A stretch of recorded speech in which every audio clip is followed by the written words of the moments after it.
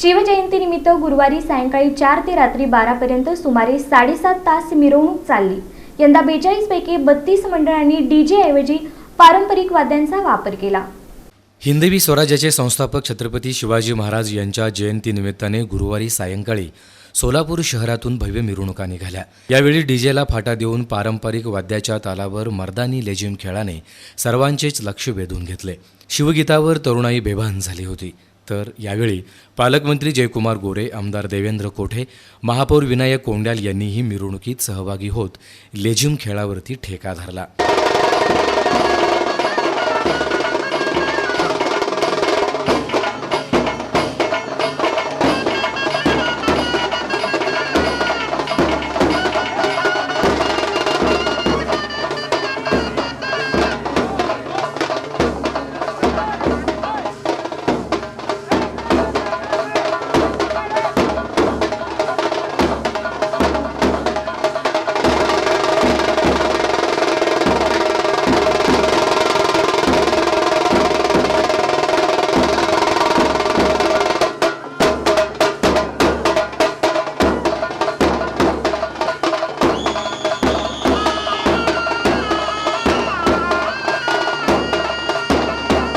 यंदा मिरवणुकांमध्ये ऐतिहासिक शिवजल्लोष दिसून आला।